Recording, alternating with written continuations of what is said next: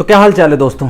मेरा नाम है विकास और स्वागत है आज के एक और नए टॉपिक पे। आज मैं वीडियो नहीं कहूँगा, टॉपिक कहूँगा, क्योंकि ये एक ऐसा टॉपिक है जिसमें हर एक जो मेरे जैसा टेक यूट्यूबर होगा या जो टेक्निकल फील्ड से रखता होगा वो ज़रूर आपसे इस बारे में बात किया होगा। लेकिन मेरा भी आज मन हुआ, क्योंकि आज मेरे साथ भी कुछ ऐसी चीज़ें घटी जिसकी वजह से मैं भी आज सोच रहा था कि आज एक टॉपिक पे मैं बात करूँ आप लोगों से मिल के, कि सामने टू सामने फेस करूँ कि क्या चीज़ें चल रही।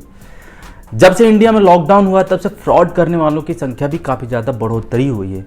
रीज़न ये था कि लोग घरों में थे, शॉप्स, दुकानें, सारी चीज़ें बंद हो गई थी।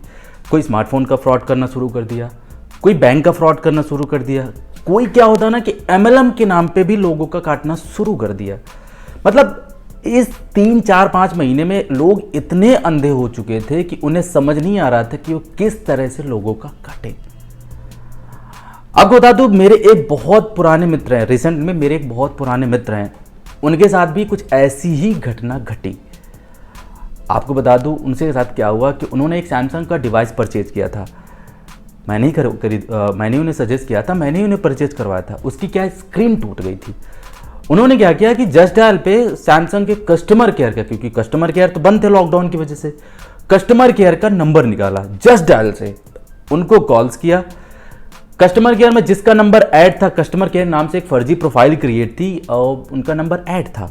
इसके बाद उनको कॉल्स की गई, उधर से कस्टमर केयर की तरफ से एक रिस्पॉन्स आया कि सर हम आपको एक लिंक सेंड कर रहे हैं, आप एक काम करना, 2 रुपए की पेमेंट इसमें कर देना, जिससे क्या होगा कि हम आपकी एक लाइफ टाइम वारंटी एक्सटेंड कर देंगे। दूसरी चीज़, आपके फ़ोन को घर से पिकअप करवा के आपको ठीक कर देंगे, हमें केवल बस 2 रुपए की पेमेंट चाहिए।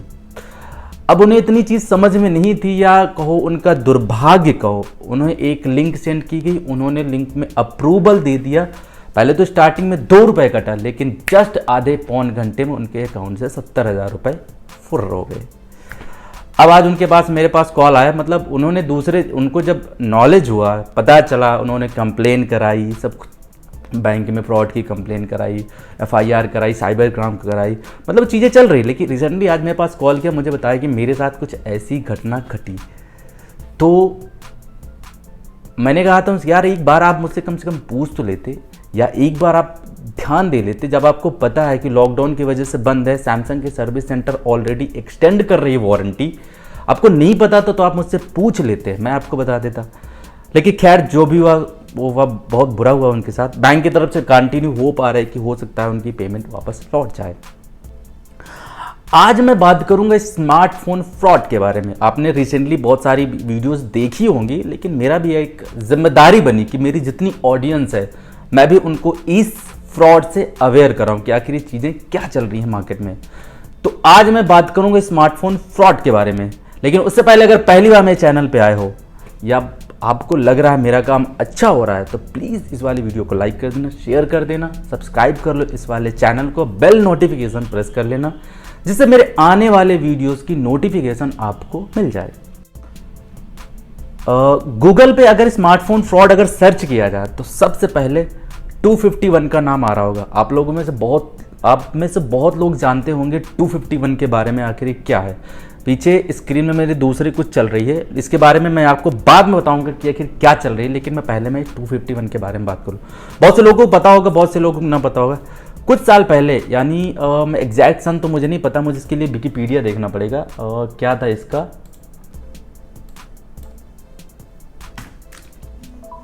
स्मार्टफोन स्कैम, स्मार्टफोन रिंगिंग में 251। इसमें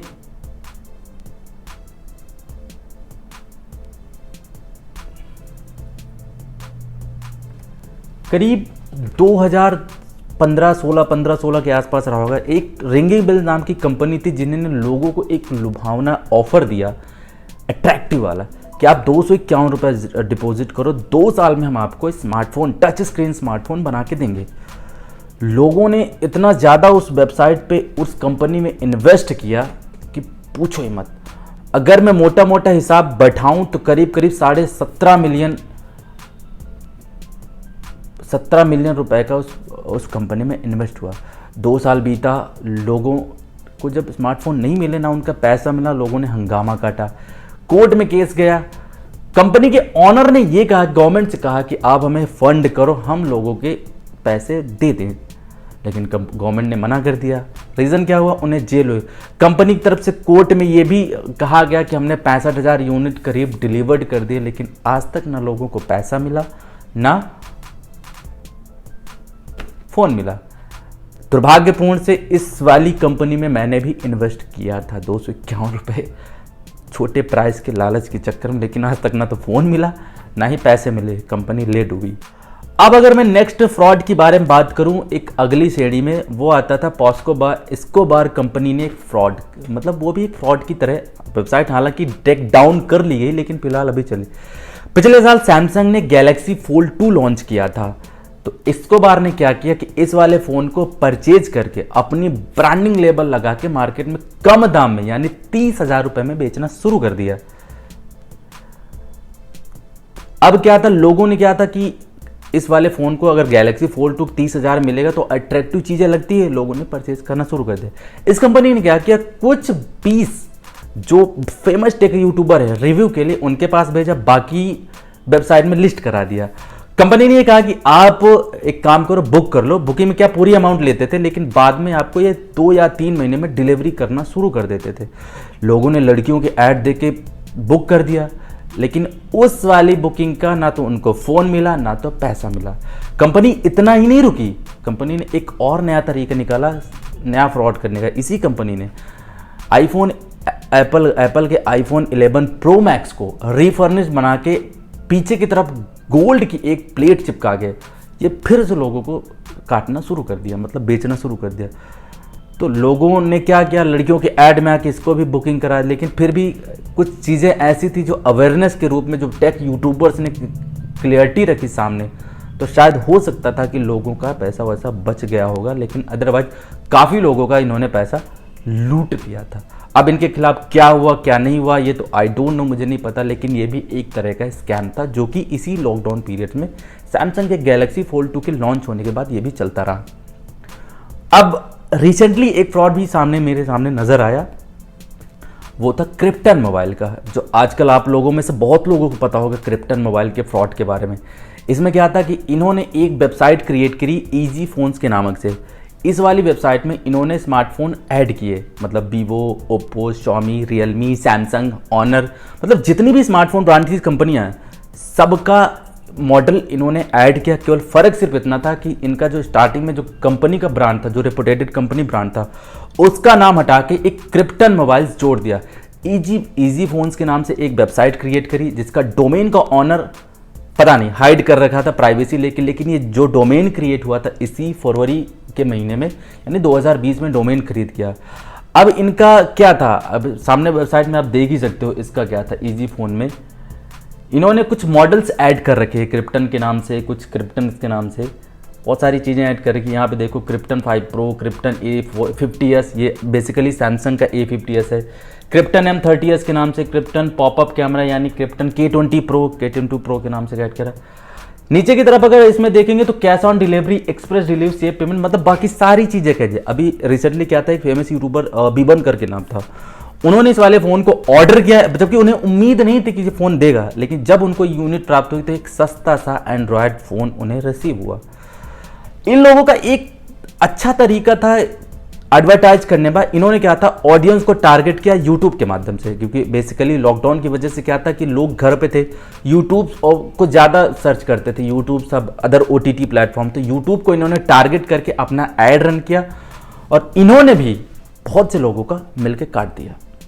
कुछ लोगों ने इस वाली वेबसाइट्स के ऊपर वीडियो बनाए, लेकिन कंपनी की तरफ से अभी तक इस वाली वेबसाइट को टेक डाउन नहीं किया है। लेकिन यहाँ पे आप देख सकते हो इसमें स्मार्टफोन कंटिन्यू एड्स किए जा रहे हैं।